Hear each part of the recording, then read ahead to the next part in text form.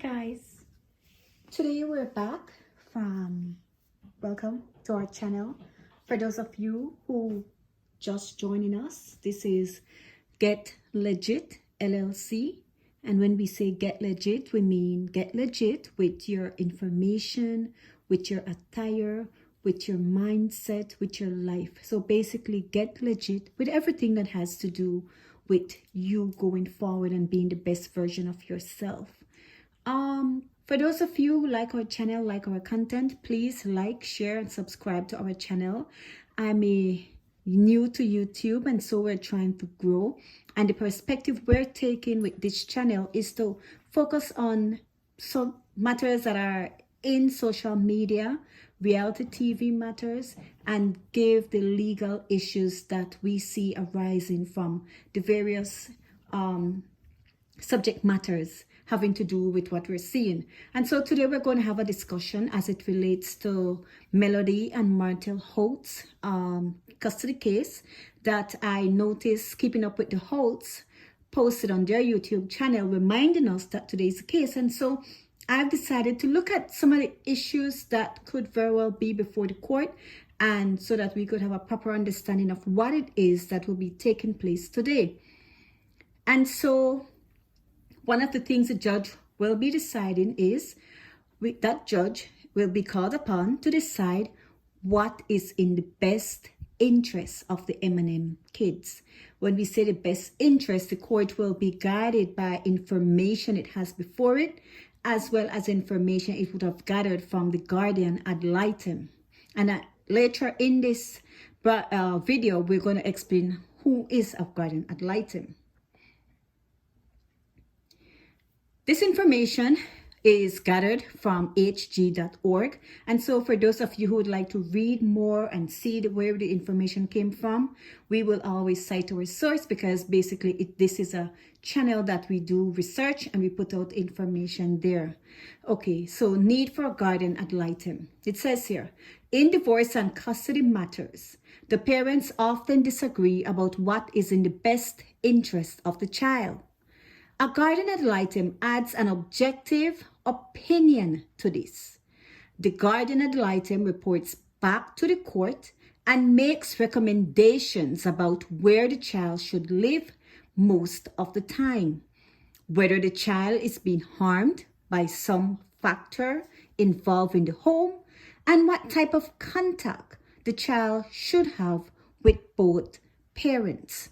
And so the key thing here is objective opinion. Determining the best interest of the child. States often use the best interest of the child standard in determining which parent should have custody or making other decisions related to the child. States use different factors under this standard. However, some of the factors that they might consider include the child's relationship with both parents, the stability of the parents' living situation, the parents' ability to cooperate with each other, the health of the parents, and history of substance abuse, any history of domestic violence, and other factors that affect this determination. And so for those of you who watch Keeping Up with the Love and Marriage Huntsville, you and follow them as well on social media, you'll be able to see whether or not Martel Holt fits into any of these categories. It says the health of the parents, any history of abuse, any history of domestic violence, and other factors that might affect this determination. And so it's not just a situation, people, where the court is just going to look at both parents and say, well, I believe this one is the better of the two. No, the court will have objective information before it. And based on that information gathered by the guardian ad litem, the court will then make a decision as to whether they believe one parent is the better of the two. Or the court might very well say, well, given all information we have before us, both parents are decent parents, both parents don't have major issues, and both parents should continue with the arrangement they already have, where as Melody has pointed out, they have 50-50 custody, where the children spend 1 week with one parent and the other week with another. And so that could very well be left in place as it relates to this matter that is before the court. Moving along.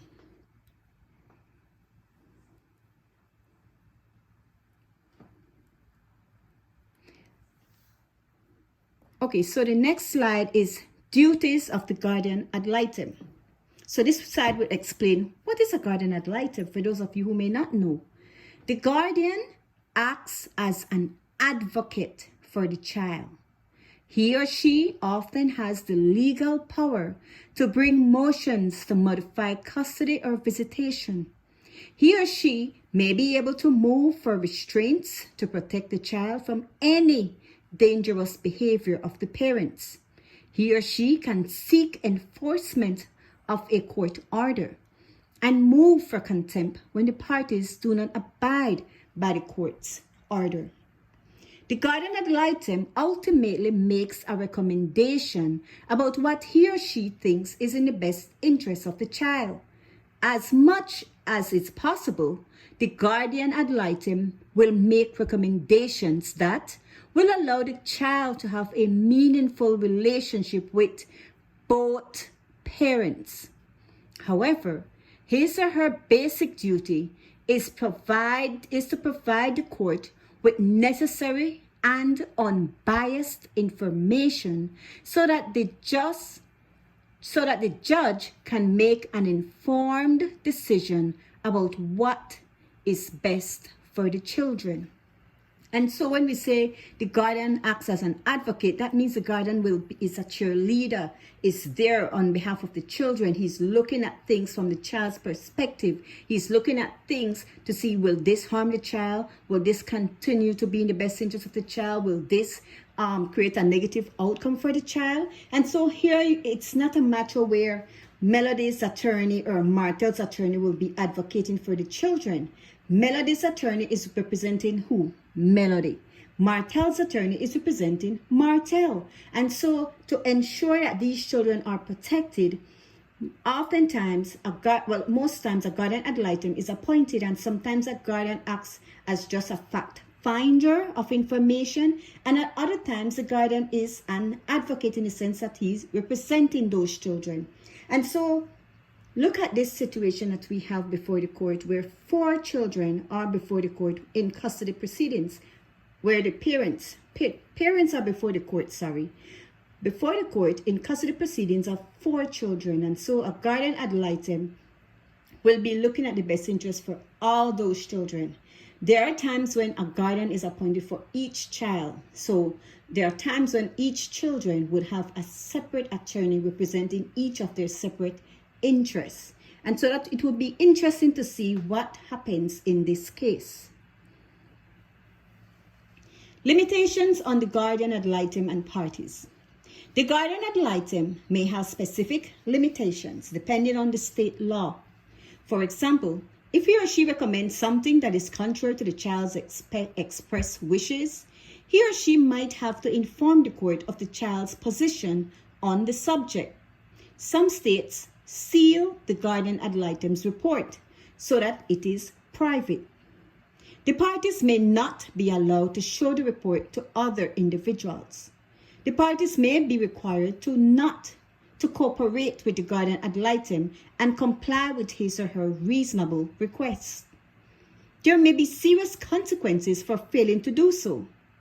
The parties cannot attempt to unduly influence the child or coach him or her about what to say to this individual, or try to manipulate the child's behavior to gain an advantage.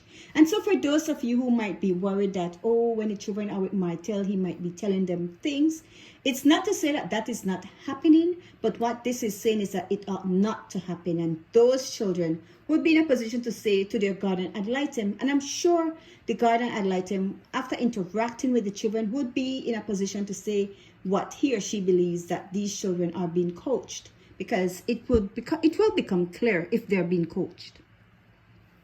Guardian ad litems, at the end, they make a recommendation, and it says the guardian ad litems view tend to carry great weight with the court because they are the most objective professional opinions in the case. The courts tend to follow the recommendations of the guardian ad litem, although they are not required to do so. For those of you who might be wondering, like, this guardian ad litem has a lot of power. It's not really power as such, people, but it is more that is the person on the ground interacting with the children, going to the different homes, doing the necessary research. And so the court, it's not to say the judge will be doing this him or herself. And so when you get this objective third party telling you, okay, I interviewed the mother, I interviewed the father, I looked at the persons in the home, I interviewed them, and I believe based on what I've gathered that this parent is a better parent for these children to be with. In my earlier video, I discussed the legal custody and physical custody. So for those of you who haven't caught that, you could go back and look at that video to get an appreciation of when we're dealing with custody, that there's legal custody and physical custody, and so that you could appreciate the difference between the two of them. Here we have a beautiful family picture of Melody, Martel, and their children. And so it's sad to see that this beautiful family is going through this matter, but the reality is life is real. And so many times parents find themselves in situations like this. It's not to be embarrassed. It's not to be ashamed. It is just life. And so the hope is that both parents would stop and realize, you know what? Anything we do going forward only affects our children. So I gathered further information from custodyexchange.com. So for those of you who would like to go on and read, you can free to do so. So what this is saying is, what does a guardian ad litem do? In the order assigning a guardian ad litem, the court will specify what they want them to investigate. Their task could be looked at the child's living situation as a whole, or to look at one or two specific issues, example, parent substance abuse issues or mental health, if that is an issue in the case.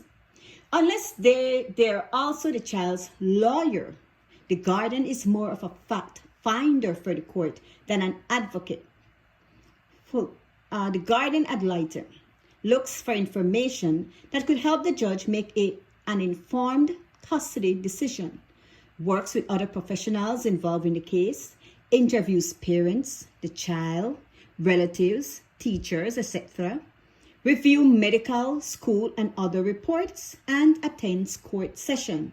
They also make home visit to see the child's living situation. And so this guardian would have been visiting Martel's home to see where the child sleep, how they live when they're there with him, who they interact with, what is happening in that household, as well as they will visit Melody's home to see how they're living, who they interact with when they're at Melody, whoever they come in contact with, those persons will be interviewed as well, so that the guardian ad litem, in whichever capacity, either as an advocate or fact finder, will then be in a position to give good guidance to the court as it relates to what is in the best interest of these four children.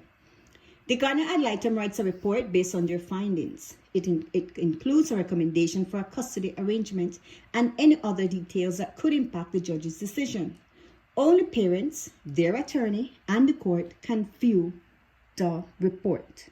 And so, in one of my videos, I discussed why Martel is a dangerous person. And one of the reasons is because he brought to the forefront the issue as it relates to Tank and the alleged abuse. And so in that video, I explained that there is a duty on all of us as it relates to where you believe a child is being abused or suspect that the child is being abused, that you ought to do something. And so the different agencies that also have that responsibility, and so which is why this is something very important. These custody matters, they are in camera, which means the public is not invited in courtroom to sit and hear these kinds of matter. It is a matter for a family. It's a very delicate family matter.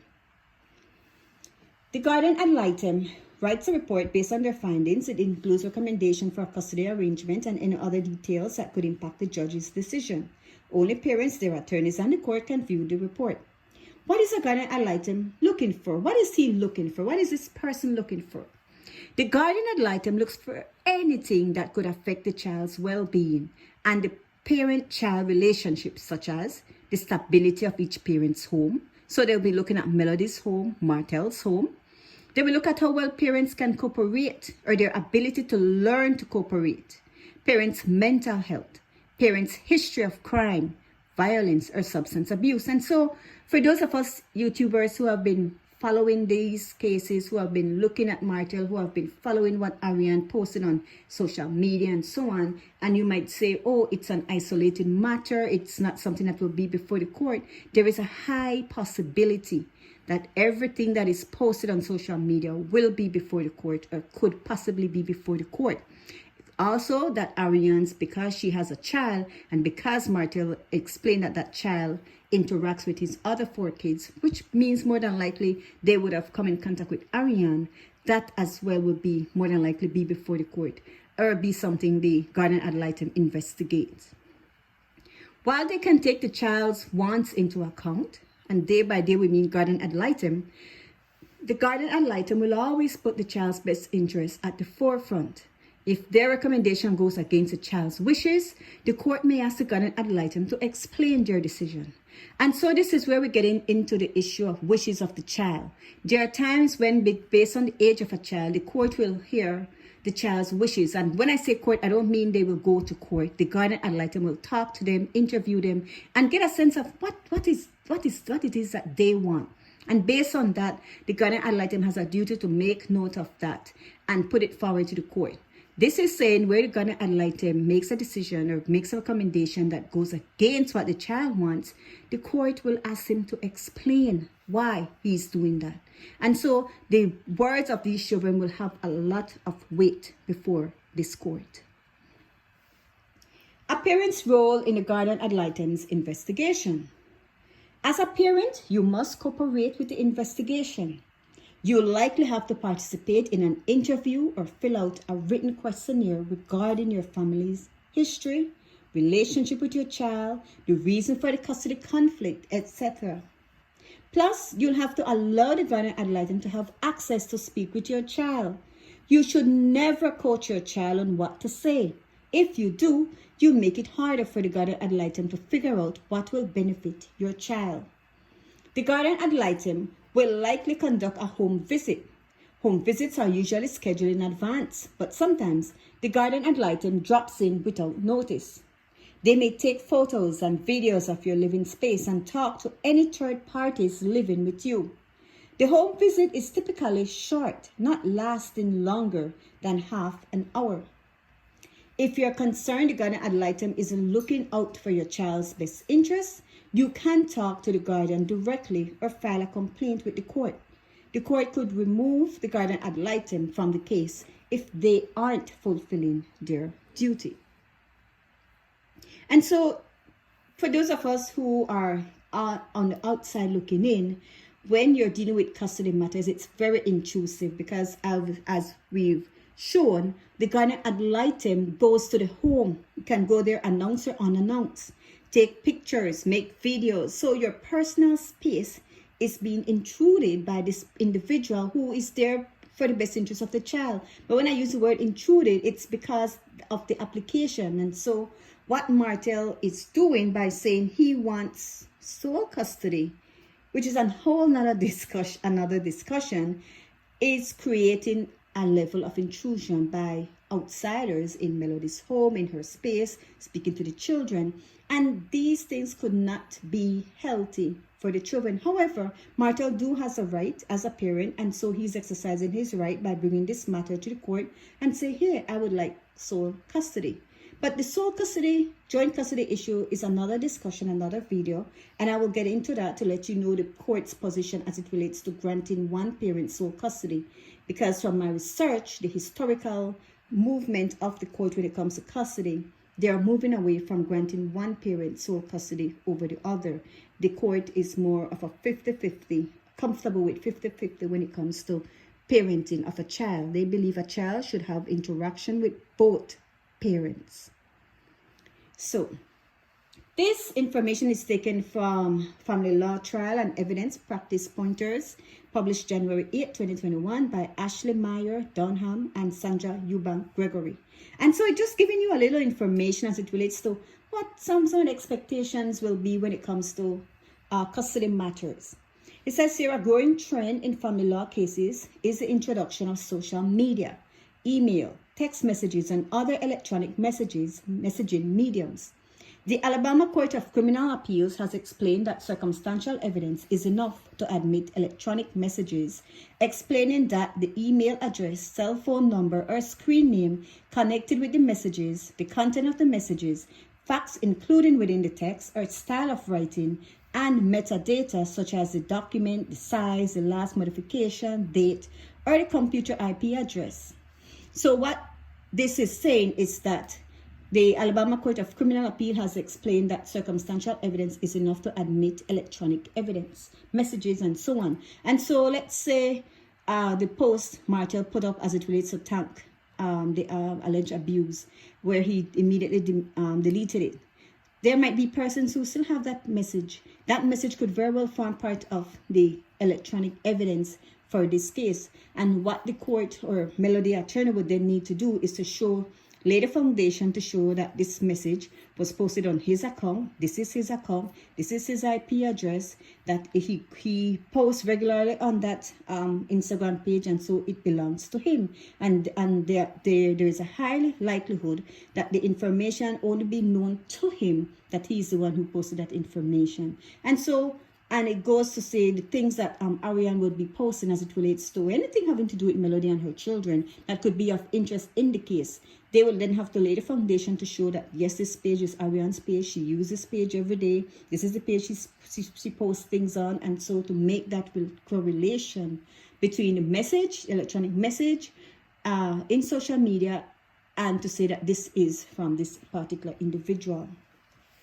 I want to point out this information here where it says, it is important that there be evidence that the emails, instant messages, or text messages themselves contained factual information or references unique to the parties involved. And so factual information or references, Martel putting out that post saying that Melody denied him seeing his kids for 56 days. She called her attorney and they made a complaint. That is information to be unique to Martel. Anything Martel, Ariane, or anybody on their behalf puts out there to disparage the children, to disparage Melody, those things could very well be part of the evidence before the court. Another common issue in custody proceedings is when a child complains of a physical ailment due to a custody or visitation arrangement. We hear this all the time. Susie always says her head hurts when she has to visit with her mother. Ordinarily, Susie's statement would be excluded as inadmissible hearsay. However, Susie's statement may fall under the exception under Rule 803.3, then existing mental, emotional, or physical condition. So what this slide is talking about hearsay. Normally, hearsay evidence is not admitted into court. However, in custody matters, anything that the child experiences and says as a means to say, well, to show that I don't want to be going to this particular parent home. I feel distraught or distressed when I have to go there. That could be used as part of the evidence, and it is an exception to the hearsay rule. Children's statements made to their doctors for the purposes of medical diagnosis or treatment are also accepted from hearsay rule. My apologies. Such statements describing medical history or past or present symptoms, pain, or sensations, or the inception of general cause or external source thereof, insofar as reasonably pertinent to diagnosis or treatment. An example might be Susie reporting to her doctor that the cause of the bump on her head was the fact that she was not wearing her helmet when she fell off her bicycle when she was visiting with her father. So evidence of any medical diagnosis is also part of the exception. So it will be admissible as an exception to the hearsay rule. And privileges. I know all of us know, or most of us would know, that Melody has the children doing therapy. And so you might be wondering if the information that they would give to their therapist would be admitted in the trial, in the custody hearing. And my answer to that is no, but in law there's always an exception. It says here, children's statement to their counselor or therapist, however, are not allowed into evidence under Rule 803(4) because of some very technical applications of the psychotherapist's patient privilege and exception for children.